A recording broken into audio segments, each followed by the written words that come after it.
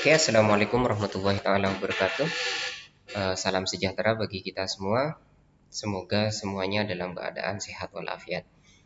Bismillahirrahmanirrahim. Rabbi shrah li sadri yassir li amri wahlul 'uqdatam min lisani yafqahu qawli. Amin. Pada kesempatan ini kita akan melanjutkan perkuliahan kita dengan pokok bahasan diferensial parsial.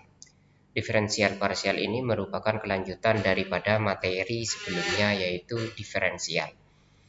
Jika pada pertemuan sebelumnya kita sudah berlatih belajar bagaimana cara menurunkan suatu persamaan baik dengan sebuah variabel, dua variabel,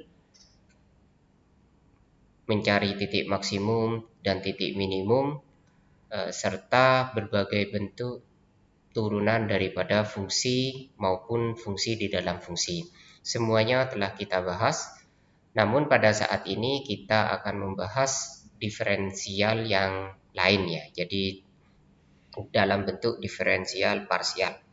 Apa itu diferensial parsial dan bagaimana aplikasinya nanti kita akan bahas pada kuliah saat ini. Capaian pembelajaran yang ditargetkan pada perkuliahan ini yaitu pertama, mahasiswa mampu mengoperasikan diferensial parsial pada sebuah persamaan dan juga dapat mengaplikasikan diferensial parsial, yaitu pertama pada perubahan suatu volume kecil dan juga menghitung laju perubahan pada suatu volume kecil. Pertama, apa itu diferensial parsial? Di sini diferensial parsial dapat didefinisikan apabila sebuah diferensial dioperasikan pada sebuah fungsi pada variabel tertentu, artinya sebuah fungsi tersebut diturunkan pada variabel tertentu, maka apabila variabel dalam sebuah fungsi itu lebih daripada dua, variabel yang lain yang tidak diturunkan dianggap sebagai konstanta. Berbeda dengan turunan sebelumnya di mana kita menurunkan langsung semuanya secara simultan. Baik kalau dua variabel kita turunkan dalam bentuk U, V, namun kita akan kesulitan jika variabelnya banyak. Dengan variabel parsial ini, kelebihannya yaitu kita dapat menurunkan suatu fungsi dengan variabel lebih daripada dua, semisal X, Y, Z, W, P, Q, R, S, T, U, dan banyak sekali variabel ya. Sedangkan variabel yang sebelumnya kita hanya terbatas pada dua variabel saja. Oke, di sini kita ambil contoh semisal sebuah fungsi yang mengandung dua variabel, baik x dan y. Jadi x kuadrat plus xy plus y kuadrat seperti ini. Apabila kita turunkan terhadap x, kita turunkan secara parsial, artinya hanya pada x pada tertentu saja, maka kita anggap variabel y-nya yaitu y kuadrat dan y pada xy ini yang menjadi pengali x sebagai konstanta. Begitu pula apabila kita turunkan terhadap y, maka x kuadrat ini kita anggap sebagai konstanta dan x yang ada di tengah ini juga sebagai konstanta.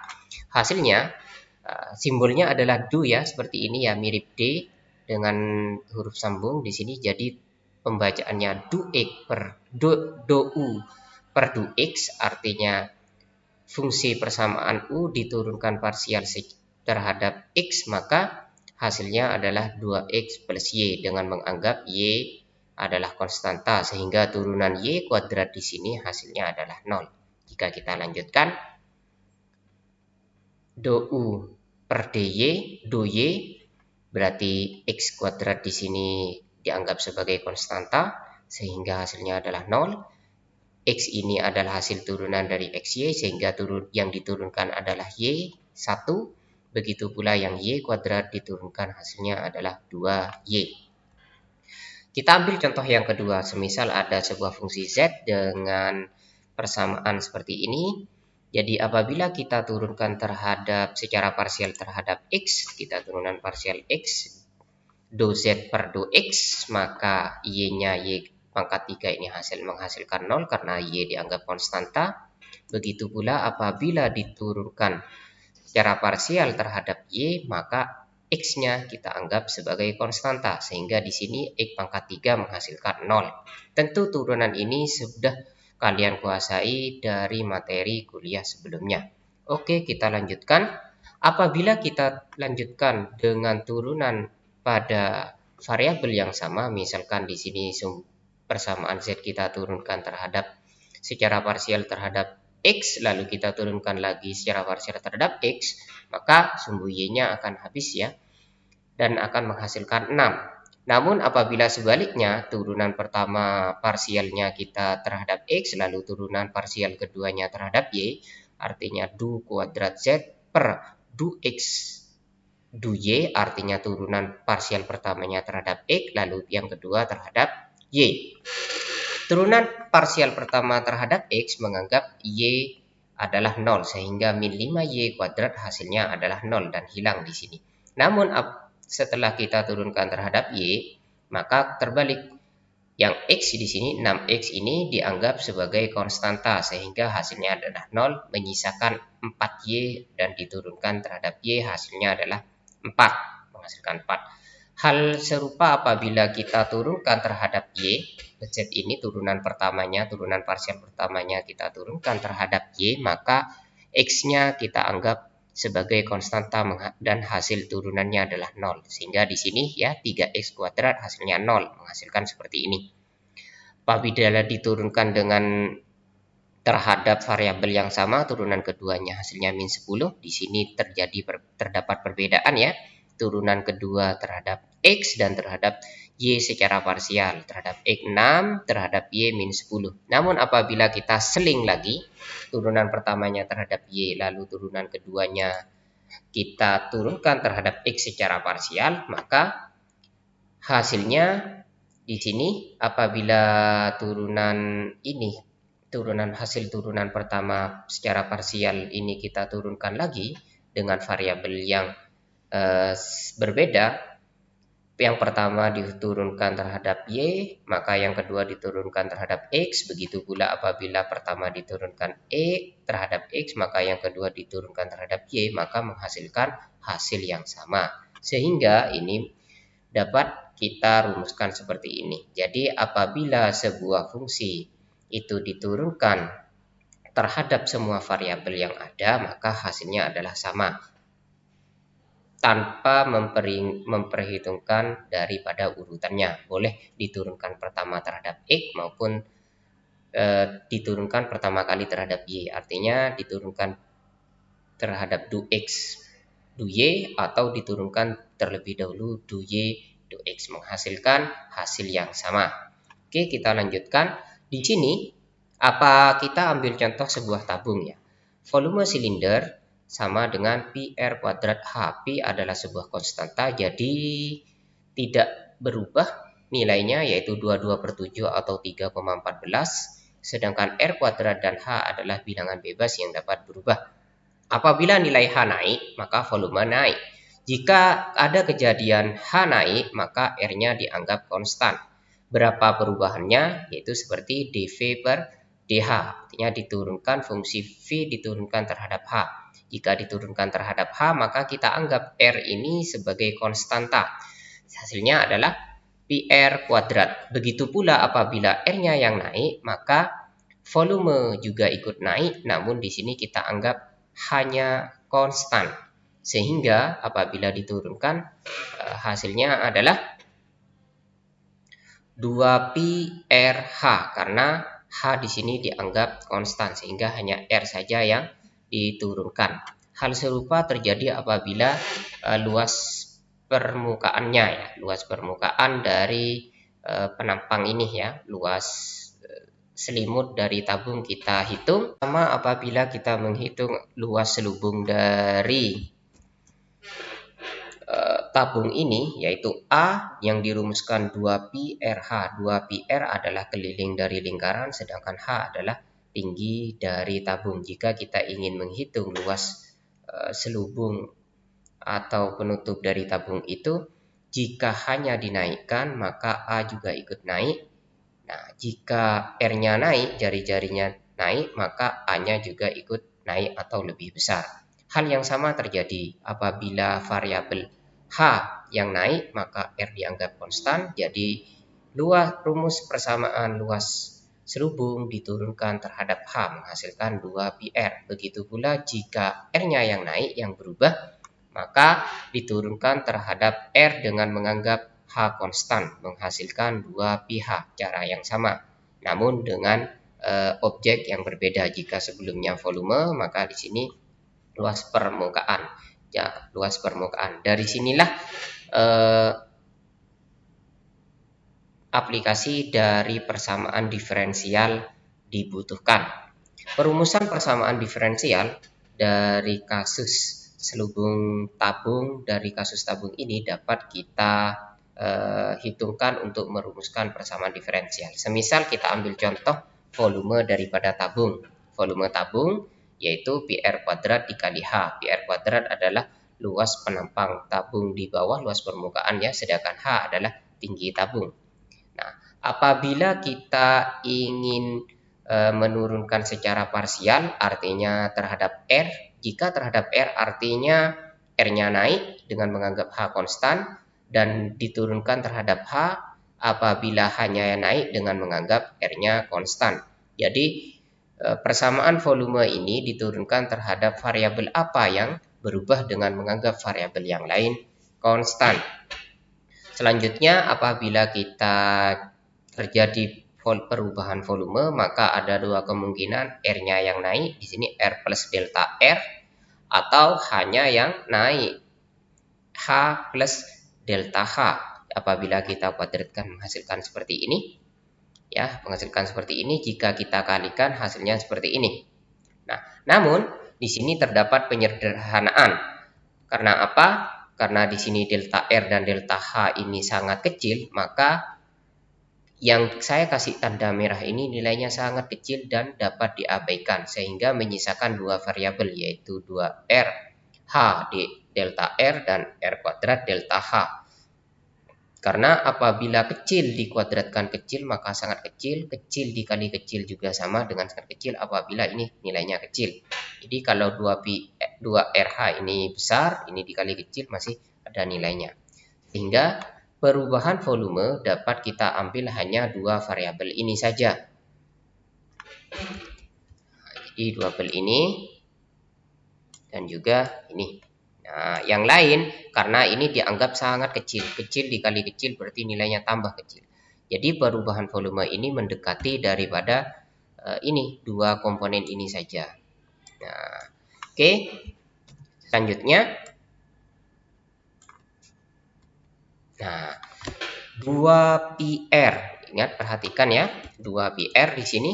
2πr H ini sama dengan delta V per R, sedangkan PR kuadrat ini sama dengan dV per dH. Nah, kita substitusikan atau persamaan ini kita pindah ganti ke sini, menghasilkan sebuah persamaan ini, persamaan diferensial parsial. Nah, inilah yang disebut dengan persamaan diferensial parsial yang kita dapatkan dari hasil penurunan persamaan dari perubahan volume tabung. Jadi dV sama dengan dV per dr delta R, ini untuk menghitung perubahan pada R, artinya pada jari-jari. Dan di sini yang kedua, variabel kedua, dV per dH dikali delta H, yaitu perubahan volume yang diakibatkan dari perubahan H atau ketinggian. Apabila ada sebuah fungsi dengan banyak variabel, maka tinggal menambahkan dari variabel itu sendiri variabelnya. Kenapa di sini hanya ada dua, 1 dan 2? Nah, karena dari persamaannya di sini hanya ada dua variabel yang berubah, yaitu R kuadrat dan juga H, sehingga di sini ada dr diturunkan terhadap dr dikali delta R dan juga dH dikali delta H. Jika semisal di sini ada tambahan semisal W, maka di sini juga dV per dW plus delta H delta W. Jadi ada 3. Kenapa ada 2? Karena Dari sini dari persamaannya hanya ada dua variabel. Oke, kita lanjutkan, mudah bukan? Nah, jadi di sini perhitungan nilai suatu fungsi dengan perubahan kecil. Jadi apabila kita punya sebuah besaran yang kita tahu fungsinya, semisal panjang jembatan, panjang kapal, atau bobot kapal, atau apapun itu, jika terjadi perubahan, baik perubahan apapun, kita tahu besar perubahan tersebut, akibatnya apa. Semisal di sini pada tabung R-nya berubah, akibatnya yaitu pada perubahan volume kita tahu perubahan selanjutnya. Jadi akibat dari perubahan itu apa? Itu salah satu fungsi dari diferensial parsial. Oke, kita coba contoh soal langsung di sini. Apabila ada soal seperti ini ya, ada silinder dengan dimensi R 5 cm, tingginya 10 cm, sama dengan yang tadi gambarnya, sama dengan ini ya. Selanjutnya di sini jika R-nya naik 0,2 cm dan hanya berkurang 0,1 cm, berapa perubahannya? Perubahan volumenya itu berapa? Berarti delta V-nya. Kita tulis dulu. Ini merupakan rumus volumenya. Kita turunkan dulu terhadap R, turunan parsial, do V per do R, do V per do H. Do V per do R untuk perubahan R, do V per do H untuk perubahan H. Jika kita ingat lagi, jika kita turunkan terhadap R, berarti R yang berubah dan kita anggap H sebagai konstanta. Begitu pula do V per do H, yaitu ini untuk perubahan H. Dengan menganggap R-nya sebagai konstanta. Jadi apabila volume itu berubahnya akibat H atau perubahan berapa perubahan volume akibat perubahan H, maka kita harus turunkan terhadap H dengan menganggap R-nya konstan. Jika R-nya berubah, berapa sumbangsi perubahan R terhadap perubahan V dengan menganggap hanya sebagai konstan. Langsung saja kita rumuskan seperti ini ya, karena ada dua variabel. Tulis seperti ini. Oke, ini 100pi. 100pi dari mana? Dari diturunkan terhadap R. 0,2 dari mana? 0,2 yaitu delta R, karena berkurang R, delta R-nya berkurang 0,2 cm. Selanjutnya 25pi. 25pi adalah do V per do H. Jadi hasil turunan terhadap H, perubahan volume akibat H. Perubahan H-nya berapa? Perubahan H-nya adalah 0,1.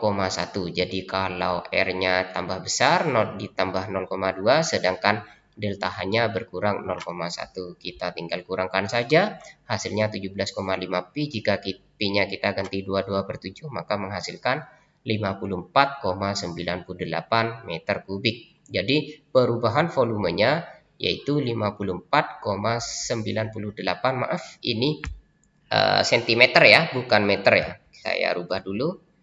Ini sentimeter, bukan. Jadi di sini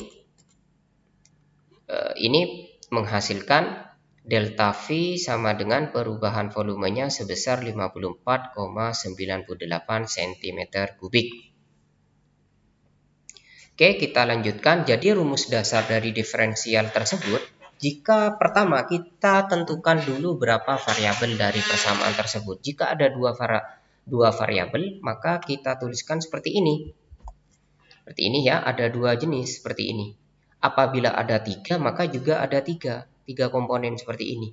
Jika ada banyak, maka mengikuti jumlah variabel. Dengan semuanya akan diturunkan satu persatu, dan delta ini adalah perubahan dari variabel tersebut. Kalau variabelnya tidak berubah, bagaimana? Ya, deltanya sama dengan 0. Sama saja.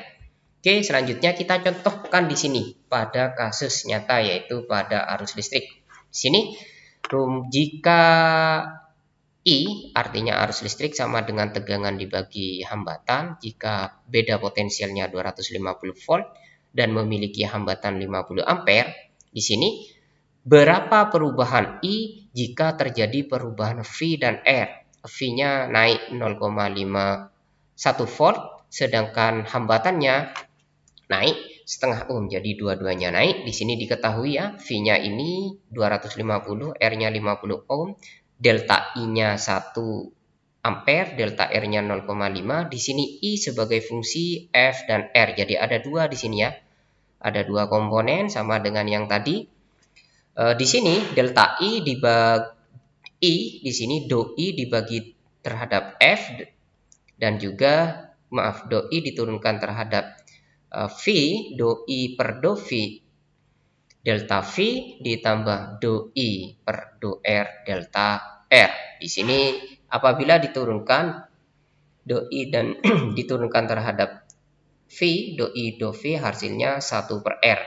Karena ini V ya, V diturunkan kan 1. Nah, R. Sedangkan yang do I per do R yang diturunkan itu adalah R. R ini pangkat min 1 ya. Jika diturunkan berarti min V per R kuadrat. Oke, kita masukkan ini ke persamaan bakunya menghasilkan. Nah, seperti ini ya persamaan bakunya. Oke. Ini hasil perturunan daripada di sini. Ini hasilnya ini. Ini hasilnya di sini. Oke ya, sudah paham? Oke, kita masukkan angkanya setelah itu. Nah, ini angkanya R-nya 50, delta V-nya 1, nah, V-nya 250, dibagi 50 kuadrat dikali 0,5. Oke, hasilnya seperti ini ya. Kita lanjutkan, jadi hasilnya berkurang, jadi arusnya berkurang min 0,03 ampere dari hasil perhitungan seperti ini. Oke, kita lanjutkan contoh yang kedua. Oke, contoh yang kedua. Oke, jika kita ambil sebuah segitiga siku-siku ya, sebuah segitiga siku-siku, di sini hipotenusa artinya garis miringnya. Ingat Pitagoras untuk mencari garis miring sama dengan semisal garis miringnya itu R berarti akar A kuadrat plus B kuadrat. Di sini yang dihitung jika terdapat error itu artinya perubahan ya, kurang lebih 0,5% baik pada A dan B. Jadi ada sebuah segitiga di mana sisinya baik panjang sumbu garis mendatar maupun tegaknya berubah maksimal kurang lebih 0,5%. Berapa perubahan daripada luas dan garis miringnya? Kita hitung dulu di sini. Luas segitiga terdiri dari dua variabel yaitu A dan B. A dan B ya. Berarti ini ada dua komponen di sini, A dan B. Jadi bentuknya seperti ini. Oke, kita lanjutkan. Kita turunkan dulu ini. Yang ini kita turunkan ya. Ini kita turunkan. Pertama terhadap A, berarti ini setengah B, sama juga terhadap do A per do B diturunkan terhadap B secara parsial berarti A per 2 dengan menganggap kalau diturunkan terhadap A B-nya konstanta, jika diturunkan terhadap B A-nya konstanta. Kita lanjutkan. Di sini plus minusnya 2%, 1 per 200 atau ini sama dengan 0,5%. 1 per 200 itu sama dengan 0,5%. Jadi 0,5 dibagi 100 itu sama dengan 1 per 200 plus minus. Jika persamaannya seperti ini, kita masukkan semuanya. B per 2, ininya kita masukkan. Seperti ini kan. Jadi ini B kali A, AB. A kali B juga A, AB. Hasilnya juga sama seperti ini. AB ini merupakan luas. 1 per 200 ditambah 1 per 200 sama dengan 1 per 100. 1 dibagi 100 berarti 0,01 atau 1%. Jadi luasnya kurang lebih berkurang 1%. Jadi dengan adanya error dari panjang maupun panjang dan tingginya itu 0,5%, maka menyumbang error pada luasnya 1%. Juga luasnya berkurang atau bertambah 1%. Oke, selanjutnya kita hitung untuk hipotenusanya garis miring. Ingat Pitagoras ya, ini garis miringnya H sama dengan A kuadrat plus B kuadrat. Jika kita turunkan persamaan ini terhadap A dan persamaan terhadap B menghasilkan seperti ini diturunkan terhadap A ya. Berarti B-nya dianggap konstanta. Selanjutnya, ini apabila diturunkan terhadap B, A-nya konstanta, hasilnya seperti ini ya. Masih ingat seperti ini turunan. Jadi pangkatnya diturunkan terlebih dahulu. Ini min setengah karena setengahnya ini pangkat setengah ya. Dikurangi 1 min setengah, lalu di dalam bungkusnya terluar diturunkan dulu, baru yang di dalam. Kalau ini diturunkan terhadap A berarti A kuadrat 2A, diturunkan terhadap B berarti B kuadrat, diturunkan hasilnya 2B. Maaf, ini salah ya. Ini 2B. Ini 2B ya. Salah cetak.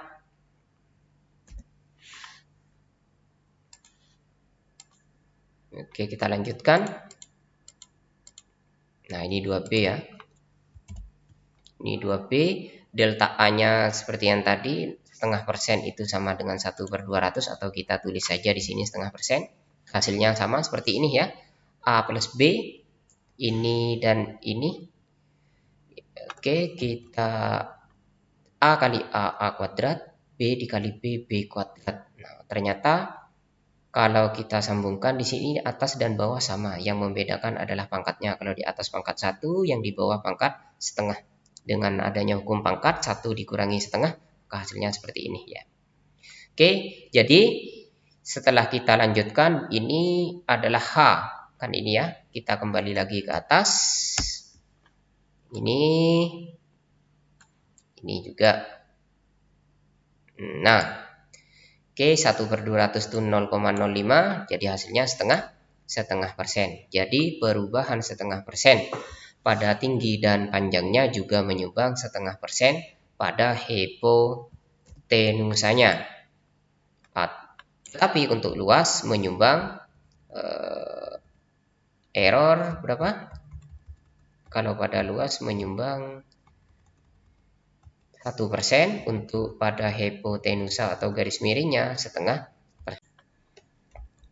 Oke, selanjutnya di sini kita amati sebuah persamaan Z sama mengandung dua variabel X dan Y, maka persamaan diferensialnya itu seperti ini, diferensial parsialnya. Ini hanya bisa menghitung seperti contoh soal sebelumnya, yaitu perubahan dalam kuantitas kecil atau volume kecil jika pada tabung ya. Tadi jika karena objeknya adalah volume tabung. Namun kasusnya bagaimana apabila persamaan Z ini kita turunkan terhadap X? Berarti kan simbolnya dz per dx. Oleh karena itu ya, persamaan ini kita bagi saja kanan dan kiri dengan dx. Delta Z-nya ini dibagi dx, hasilnya dz per dx. Sama dengan ini menghasilkan delta X per dx. Ini komponen ini dy per delta y per dx. Di sini dx delta X per dx hasilnya sama, jadi menghasilkan 1. Menghasilkan fungsi Z apabila diturunkan terhadap X, maka do Z per do X plus do Z per do Y diturunkan terhadap Y ya, fungsi Z, dan juga Y dy dx. Nah, hasilnya apa? Ini merupakan sebuah turunan yang jauh lebih mudah dibandingkan dengan metode yang kita gunakan, yaitu metode U dan V pada pertemuan-pertemuan selanjutnya, seperti turunan UV aksen, U per V aksen. Nah, seperti itu. Itu hanya terbatas pada dua variabel, yaitu U dan V. Sedangkan pada persamaan yang mengandung lebih dari dua variabel, bisa diturunkan dengan menggunakan diferensial parsial. Namun untuk metode kemarin itu ya, yang U dan V, itu kita sangat kesulitan. Apabila fungsi Z ini kita turunkan terhadap Y, maka hasilnya seperti ini juga, kanan dan kiri dibagi dengan dy. Maaf, ini dy ya, ini dy.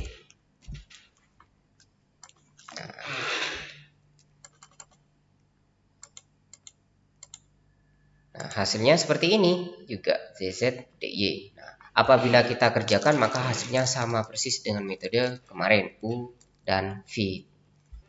Apabila kita ingin menghitung sebuah laju, maka laju dari sebuah fungsi tertentu, fungsi Z misalkan, maka cukup menurunkannya terhadap fungsi waktu.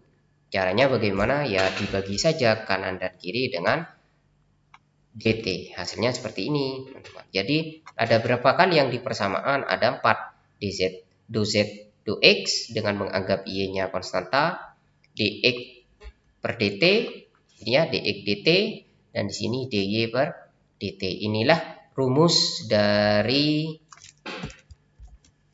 inilah persamaan diferensial untuk laju perubahan laju. Kalau tadi yang hanya delta ini untuk perubahan kecil, perubahan volume misalkan ya. Kalau untuk laju tuh ini, yang ini laju ya.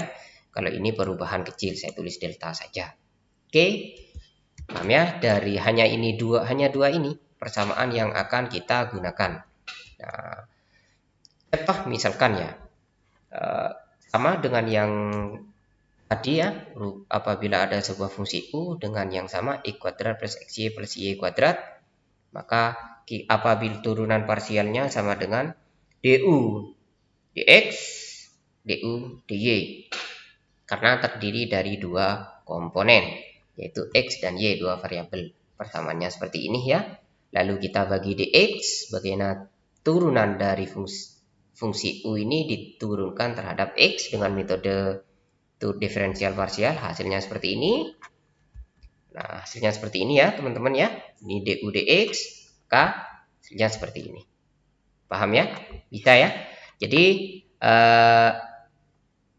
du dx 2x plus y dengan menganggap y-nya konstanta. Kita hitung di sini x kuadrat diturunkan hasilnya tuh ini, xy diturunkan ini, y kuadrat diturunkan 0. Apabila diturunkan terhadap y secara parsial, x kuadratnya 0. Xy turunannya hasilnya ini, y kuadrat diturunkan hasilnya 2y terhadap y. Masukkan ke persamaannya, persamaannya dibagi dx, hasilnya seperti ini. Du dx ini ya, sedangkan yang ini itu ini. Nah, menyisakan dy dx dan hasilnya sama dengan metode kemarin ya. Metode apa itu yang kita bahas kemarin. Di sini kalau x kuadrat turunannya 2x, kalau y kuadrat turunannya adalah 2y.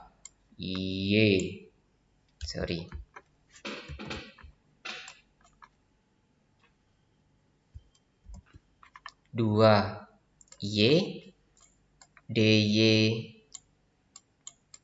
dx ya. Sedangkan yang xy ini kita anggap u dan v, dan sangat ribet ya, yaitu dengan uv aksen, di mana u-nya x, v-nya itu y. Jadi u aksen v ditambah v aksen u. Nah, ini sangat ribet. Dengan turunan diferensial hanya seperti ini persamaannya kanan dan kiri.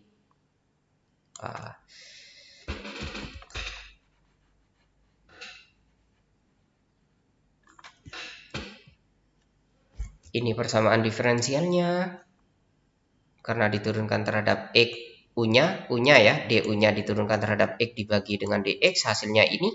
Tinggal masukkan turunan-turunan yang lain tanpa kita menghiraukan variabel yang lain. Jadi turunan parsial hanya diturunkan pada variabel tertentu saja dengan menganggap variabel yang lain sebagai konstanta. Kita ingat ini metode yang kita pelajari dari kemarin ya, penurunan biasa dengan metode U dan V. Ya, pertama X kuadratnya kita turunkan, lalu XY-nya dengan metode U dan V seperti ini. Seperti ini ya, V aksennya dy per dx, lalu kita turunkan seperti ini, ribet sekali. Lalu Y-nya kita turunkan 2y dy yang merah ini ya. Lalu kita gabungkan semua. Hasilnya ternyata adalah sama di sini dy dx, x-nya ya. Cuman di sini jauh lebih simpel dan jauh lebih kemungkinan salahnya juga jauh lebih kecil dibandingkan dengan integral biasa dan memakan waktu lebih banyak. Di sini turunan parsialnya kita contohkan lagi di sini yang z kuadrat y kuadrat. pertama terhadap Z, terhadap X ya, hasilnya seperti ini. Langsung saja ya, terhadap X ke hasilnya seperti ini. Cukup berapa baris melompat, hanya membutuhkan 2 baris saja. Nah, kalau pakai cara biasa seperti ini. Yang cara biasa ya, pertama X nya tuh ini turunannya, yang Y pangkat 3 tuh ini turunannya, sedangkan yang kedua tiba-tiba datang realita dari sana ada Mas Hamid yang bilang dia itu udah kalah sini. Ini metode U dan V. Nah seperti ini ya, hasilnya sama, cukup ribet, U V aksen. Nah apabila dijumlahkan hasilnya itu sama seperti ini. Dan apabila kita satukan, hasilnya itu sama persis. Kalau ini banyak baris, maka di sini hanya 2 baris saja. Oke, saya kira sudah paham ya, mudah ini. Oke, coba kita perhatikan. Nah ini, coba langkah-langkahnya kita renungkan dulu sebentar. Untuk perhitungan laju perubahan, yaitu dengan diferensial parsial, yaitu cukup dengan menurunkan persamaan diferensial parsial tersebut terhadap waktu. Nah, contohnya di sini kita menggunakan contoh tabung di mana terdiri dari 2 variabel, yaitu jari-jari luas lingkaran di bawah dengan tinggi tabung H ya. Apabila kita hitung perubahan volume akibat perubahan jari-jarinya, maka dituliskan dou V per dou R, hasilnya 2pi RH. Apabila diturunkan terhadap R dalam konsep diferensial parsial, maka H dianggap sebagai konstanta. Begitu pula sebaliknya, untuk mengetahui perubahan volume akibat perubahan ketinggian, dou V per dou H, maka persamaan volume kita turunkan terhadap H dengan menganggap R kuadrat ini sebagai konstanta, menghasilkan VR kuadrat. Berikut adalah persamaan diferensialnya, terdiri dari 2 variabel, jadi hasilnya ada 2 kelompok seperti ini. Lalu kita bagi kedua sisi dengan dt, menghasilkan perubahan volume terhadap waktu yang kita sebut dengan laju, sehingga delta R ini kita bagi dt, hasilnya dr per dt, yang ini dh per dt. Untuk lebih lengkapnya kita lanjutkan pada sebuah contoh soal. Di sini ada contoh soal di mana radius silinder naik, radiusnya atau jari-jarinya berarti dr per dt ya, di sini naik 0,2 cm tiap detik, sedangkan tingginya berkurang dengan kelajuan setengah cm per detik, sehingga di sini lajunya dh per dt-nya minus ya, setengah cm per sekon. Dengan data awal yaitu jari-jari tabung 8 cm dan tingginya 12 cm. Pertama yaitu kita tuliskan persamaannya PR kuadrat per H, kita turunkan terhadap R dan H. Kenapa kok kita turunkan? Yaitu karena ada perubahan pada variabel R dan H. Pada turunan dou V per dou R, yaitu untuk mengetahui perubahan volume akibat perubahan jari-jari, kita anggap H sebagai konstanta. Begitu pula dou V per dou H untuk mengetahui perubahan volume akibat perubahan ketinggian atau H, kita anggap R jari-jari sebagai konstanta. Selanjutnya kita dapatkan ini ya, persamaan laju dari perubahan volume, persamaan diferensial ya, parsial. Nah, lalu kita masukkan angka-angkanya, dv per dr itu ini ya. Ya, kita masukkan ke sini. Nah, di sini sedangkan PR kuadratnya hasil daripada dv dou V per dou H, hasilnya tuh ini ya. Oke, ini. Nah, menghasilkan tuh ini. Ya, ini. Sedangkan laju perubahan R dan H-nya kita dapatkan di soal. Nah, di soal disebutkan laju dr per dt-nya 0,2, ini 0,2. Laju H-nya kita ketahui ya, karena berkurang berarti minus setengah cm per sekon, berarti di sini. R-nya R awalnya ini 8 dengan H 12. R-nya 8, H-nya 12. Lalu kita kalikan semua menghasilkan untuk perubahan volume akibat perubahan radius menghasilkan 38,4, sedangkan perubahan volume akibat penurunan ketinggian minus 32,4. Jadi hasilnya 36,4 pi. Jika kita ubah pi-nya dalam bentuk 3,14 atau 22/7 menghasilkan 20,1 cm3 per sekon. Ini adalah perubahan volume yang terjadi pada silinder ya, dengan kondisi seperti soal. Selanjutnya jika kita coba pada siku-siku, segitiga siku-siku di sini, di mana R-nya naik, garis miringnya ini naik, Y-nya turun. Nah ini naik ya, dengan laju dr per dt-nya naik dengan laju 2 cm per detiknya, sedangkan Y-nya menyusut atau berkurang dengan laju min 3 cm per sekon. Kondisi awal R-nya 5 dan Y-nya 3. Nah, pertanyaannya, berapa laju dari H-nya? H-nya tambah naik, tambah besar, atau tambah kurang? Pertama, kita menggunakan persamaan Pythagoras. Berapa R kuadratnya? Masih ingat ya, R kuadrat sama dengan E kuadrat plus Y kuadrat. Nah, dengan X kita pindahkan, berarti R kuadrat min Y kuadrat di pangkat setengah atau akar ya. Di sini X mengandung dua variabel yaitu R dan Y, jadi turunan parsialnya seperti ini. Karena yang ditanya itu lajunya, kita bagi dengan dt, hasilnya seperti ini. Oke, data yang ada ini, dr per dt sudah ada, yaitu 2, sedangkan dy per dt juga sudah ada, yaitu min 3. Nah, yang kita cari berarti do x do r do x do y. Hasilnya seperti ini. Ini turunan biasa ya, pertama pangkatnya diturunkan, pangkatnya ini dari sini, ini pangkat setengah, X sama dengan akar R kuadrat min Y kuadrat, kita turunkan, dijadikan pengali, lalu pangkatnya dikurangi 1, setengah dikurangi 1 itu min setengah, lalu beranjak ke sebelah dalam, yaitu E kuadratnya kita, maaf ini ada kesalahan ya, ini R, nah, R kuadrat ini ya, R kuadrat, R sini R ya. Oke, kita lanjutkan.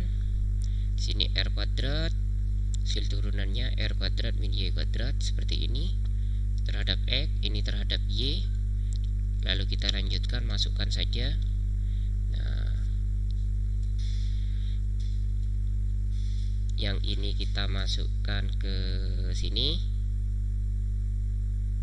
Nah, sedangkan yang ini kita masukkan ke sini. Nah, hasilnya seperti ini. Nah, oke, kita lanjutkan, masukkan dr dt nya ini, data ini ke sini, dan yang ini ke sini. Nah, kalau kita ingat di sini 5 kuadrat dikurangi 3 kuadrat, 25 dikurangi 9 itu akar 16, apabila diakarkan menghasilkan 4 ya, 4. Oke, 5 kali 2 dikurangi min 9 ya, hasilnya 10 ditambah 9 artinya 19/4.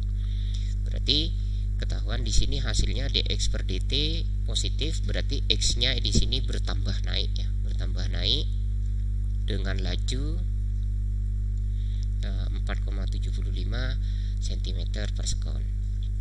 Kesimpulan dari kuliah kita saat ini, yang pertama, apabila diferensial parsial itu diturunkan terhadap semua variabel yang ada, maka hasilnya sama, baik jika diurut dari variabel manapun. Jika di sini semisal Z mengandung variabel X dan Y, jika diturunkan terhadap X terlebih dahulu maupun terhadap Y lebih dahulu, asalkan diturunkan pada semua variabel, menghasilkan hasil yang sama.